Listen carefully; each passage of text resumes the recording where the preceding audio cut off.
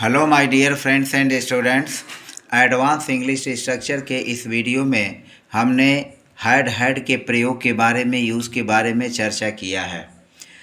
इसमें जो हैड यानी दो बार जो हैड का यूज़ किया गया है, इसमें जो पहला वाला हैड है यह हेल्पिंग वर्ब का काम करता है, और जो यह दूसरा वाला हैड है यह हैड पास्ट पार्टिसिपल अर्थात जो हैव का रूप है, हैज़, हैव, हैड, उसमें हैड या पास्ट पार्टिसिपल अर्थात हैव के थर्ड फॉर्म का जो है प्रयोग किया गया है।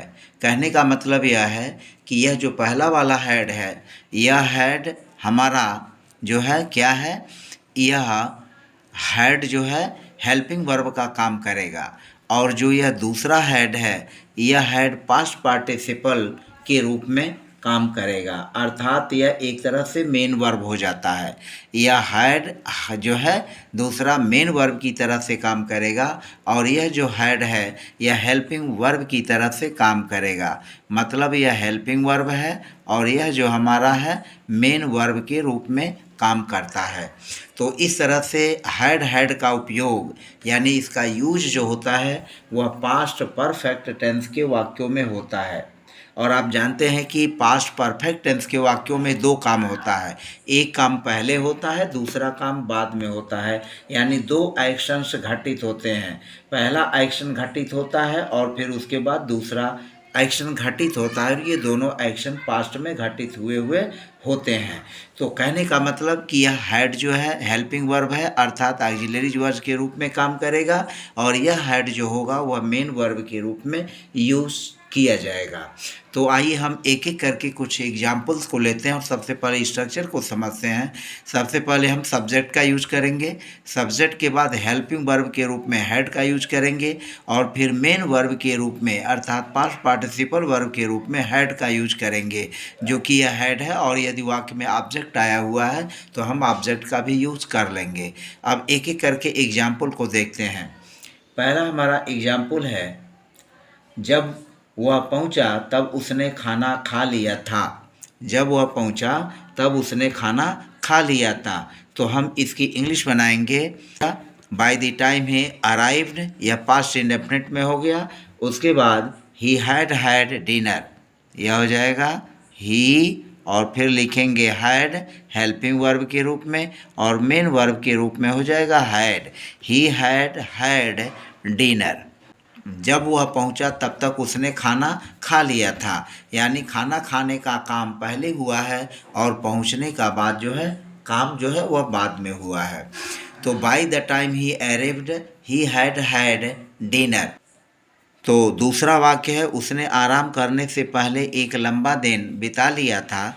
अब यह हम सबसे पहले बनाएंगे, एक लंबा दिन बिता लिया था, किसने, उसने। तो उसने एक लंबा दिन बिता लिया था, तो इसके लिए लिखेंगे she had a long day, और उसके बाद पहले यानी बिफोर, और बिफोर के बाद आराम करने से, तो before she finally got to relax. She finally got to relax, आराम करने से पहले। फिर अगला है, उनके पास परीक्षा की तैयारी के लिए पर्याप्त समय था।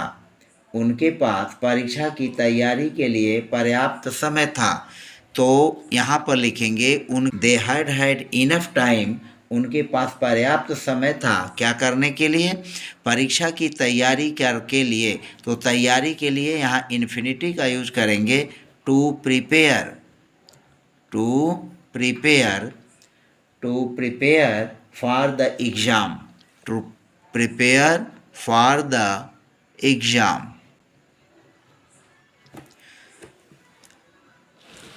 अगला वाक्य है, मैंने दवा लेने से पहले सरदर्द महसूस किया था। तो इसमें भी दो काम हुआ है, एक काम जो है दवा लेने का काम हुआ है, और दूसरा काम हुआ है सरदर्द महसूस किया जाना। तो सरदर्द महसूस किया जाना यह सबसे पहले काम हुआ। मैंने दवा लेने से पहले सरदर्द महसूस किया था, तो सर में दर्द महसूस करना मैंने के द्वारा यह पहले काम है, और दवा लेने का काम बाद में हुआ है। तो सबसे पहले हम ट्रांसलेशन करेंगे, मैंने सर दर्द महसूस किया था, तो इसको हम पास्ट परफेक्ट में बना लेंगे। तो यह हो जाएगा आई और फिर हैड हेल्पिंग वर्ब और फिर हो जाएगा main verb had. I had had a headache, I had had a हेडेच,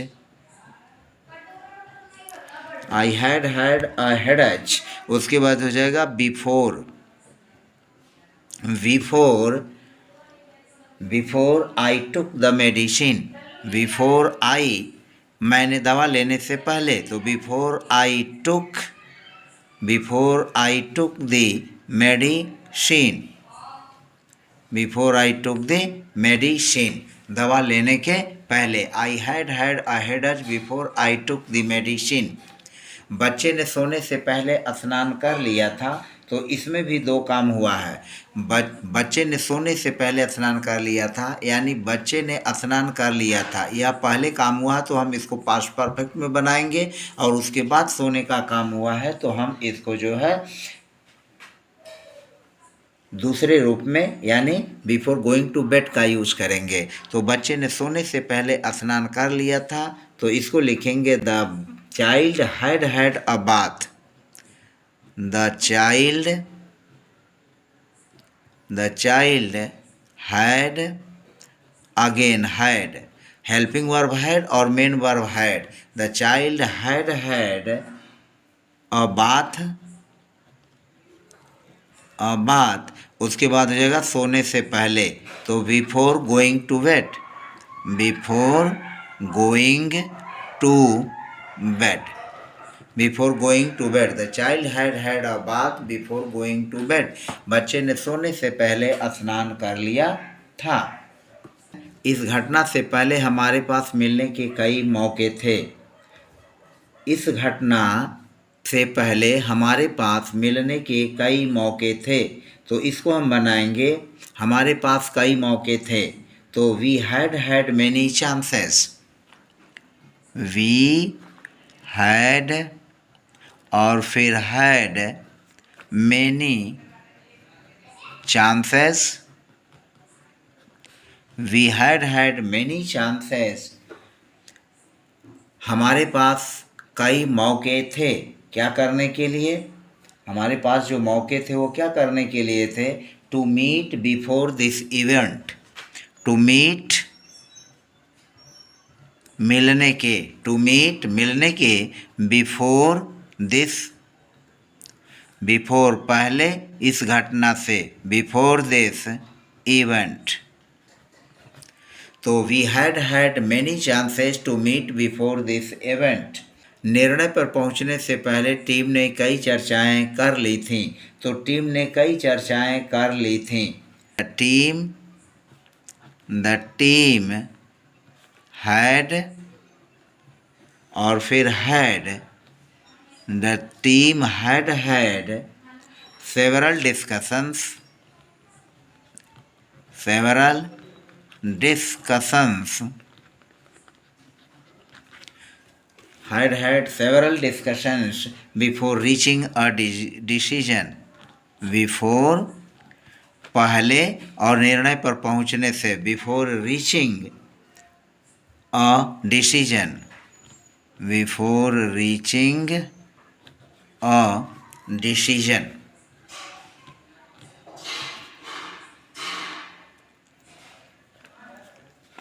before reaching a decision, निर्णय पर पहुंचने से पहले टीम ने कई चर्चाएं कर ली थीं। The team had had several discussions before reaching a decision. उसे शरण मिलने से पहले एक कठिन यात्रा झेलनी पड़ी थी। आपको कार्रवाई करने से पहले कई चेतावनियां मिल चुकी हैं। You had had multiple warnings, you had had multiple warnings, you had had multiple warnings, आपको कई चेतावनियां मिल चुकी थीं। before you took action, आपको कार्रवाई करने से पहले, तो यह हो जाएगा before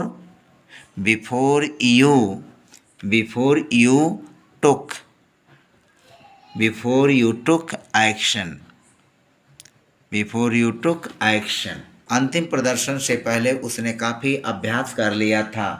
तो she had had a lot of practice. She या ही किसी का यूज कर लेंगे, शी या ही दोनों में से किसी एक का यूज करेंगे। तो she had had a lot of practice, she had had a lot of practice,